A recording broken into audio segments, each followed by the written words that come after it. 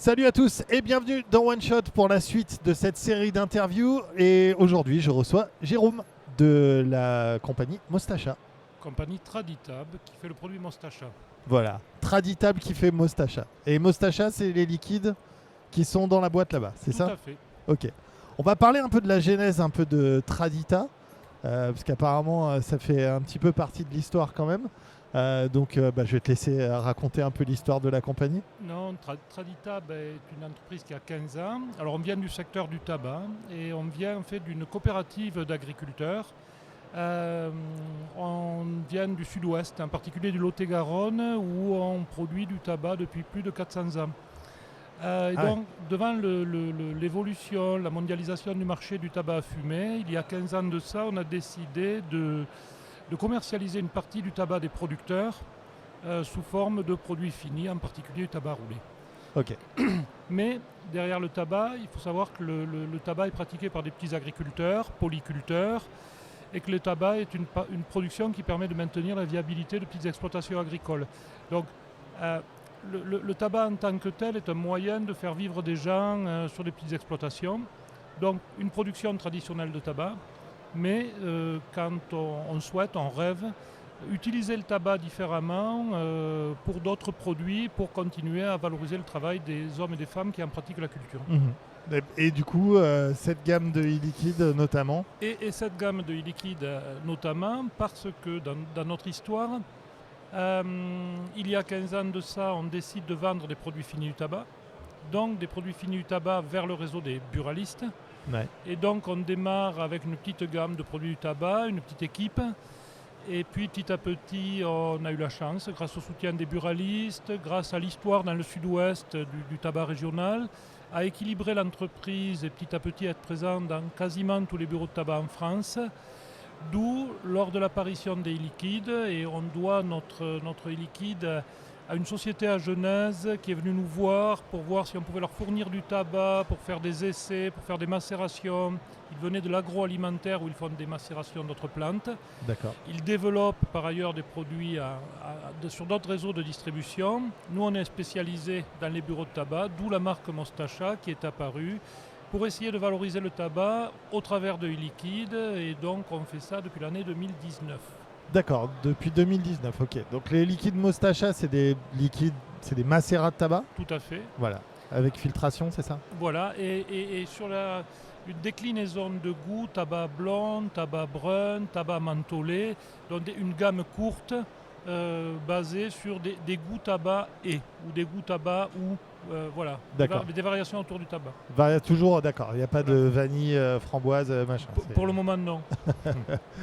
On peut peut-être pousser des melons dans la région, faire Alors effectivement, des macérats de melons.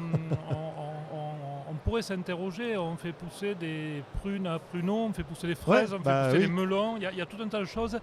La difficulté après est de retrouver des arômes naturels ou des macérations naturelles pour pouvoir les passer en produit fini. Et ouais, ça c'est un petit peu plus compliqué. Avec le tabac, ça se fait plutôt bien. Oui. Donc quoi, 3-4 saveurs, c'est ça au catalogue? Tout à fait. Ok. Et c'est dispo dans tous les bureaux de tabac? Ceux dans lesquels vous êtes implanté. Eh bien non, parce que c'est là que, tout simplement, on peut le dire avec beaucoup d'humilité et de réalisme, on est une entreprise qui vient du tabac, c'est comme ça. Ouais. Et on a plutôt une réussite correcte pour une PME dans le monde du tabac.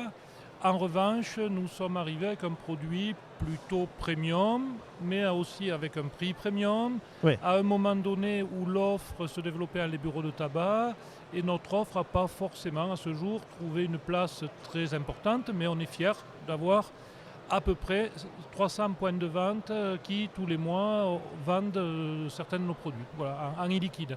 Sur les produits du tabac, on est à 20 000 points de vente aujourd'hui. Voilà. Ouais, d'accord. Donc ça ne représente pas encore une très grosse activité chez vous, mais c'est en développement, quoi.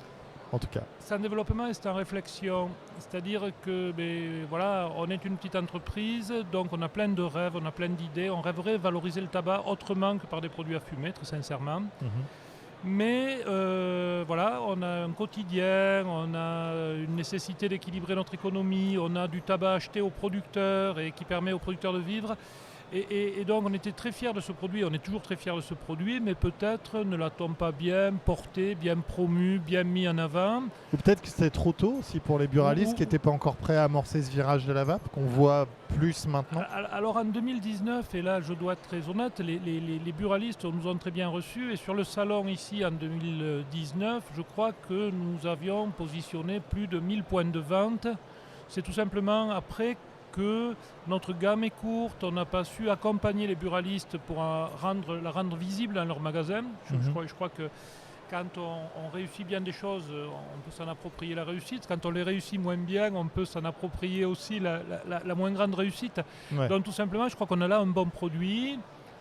Peut-être on a à revoir notre copie en termes de communication, en termes d'accessibilité. On est en train de réfléchir à revoir notre copie tout simplement. Vous qui avez fait plusieurs losanges comme ça, est-ce que vous avez noté un regain d'intérêt par rapport à ces produits-là versus il y a quelques années? Ou par exemple là ces dernières heures là, sur le salon? Alors ce à quoi j'assiste, et c'est là que on a du travail à faire en interne, c'est que une équipe peut se démobiliser. Donc nous on vend avant tout des produits du tabac. On avait bien positionné les produits de e-liquide, on a vu qu'il n'y avait pas trop de recommandes.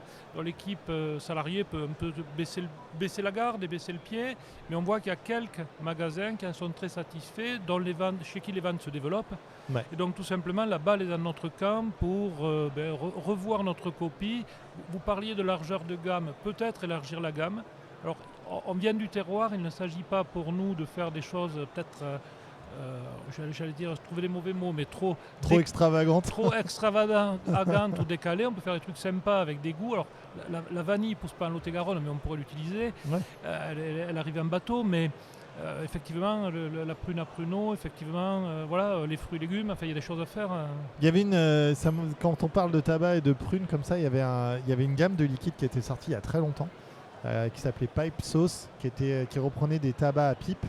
En liquide, avec des fruits. Donc il y avait du tabac avec des prunes, du tabac avec des fruits rouges et tout. Et c'était assez intéressant ce mix de tabac un peu fruité comme ça, chose qu'on peut faire en pipe, mais pas forcément en cigarette. Il y a peut-être une piste à suivre là-dessus. Alors, non seulement il y en a une à suivre, mais... Elle est déjà suivie, c'est ça?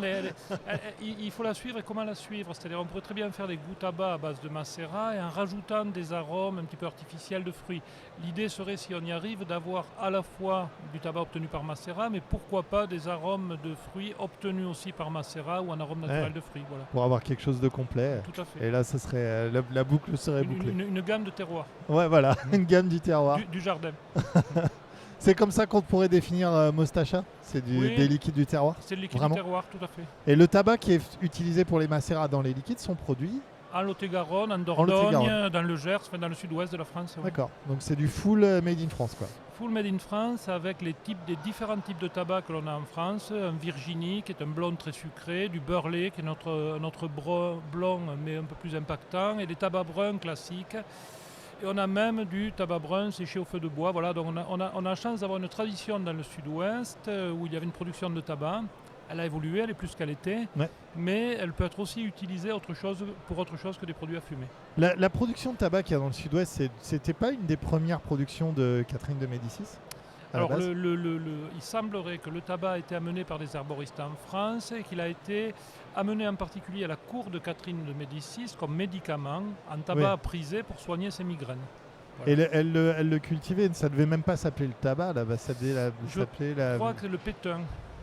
Ouais, ou la médicis. L'herbe Nico ou l'herbe... voilà. Ouais, elle devait lui donner son nom, bref. Mais il me semblait bien que c'était dans le sud aussi qu'il y avait les premières plantations. Oui, alors les premières... Alors, nos amis alsaciens pourraient revendiquer les premières plantations. Ah, mais voilà. Un petit taquet pour les Alsaciens qui nous regardent. Rivalité positive. Dans ce qu'était le royaume de France à l'époque, les premières cultures de tabac ont eu lieu en 1637, 1636, 1137, à vocation de vente de tabac. Il y avait eu avant à vocation d'herboristerie. D'accord, ok. Bon, on ne saura jamais vraiment où, mais on va dire qu'on est Team Sud. Voilà. Petit coucou aux Alsaciens. Merci à toi Jérôme en tout cas d'être venu sur le stand nous parler de tout ça, c'est très intéressant. Et puis on peut retrouver Mostacha donc dans 300 bureaux de tabac. 300 et puis bureaux vous, de tabac. vous pouvez demander à votre buraliste, ils savent s'approvisionner. Et ben voilà, parfait. Merci Très à toi Jérôme, Merci très à bon toi, salon. Merci à vous. Et nous on se retrouve très vite sur la chaîne pour d'autres vidéos évidemment. À très vite. Ciao ciao. Merci.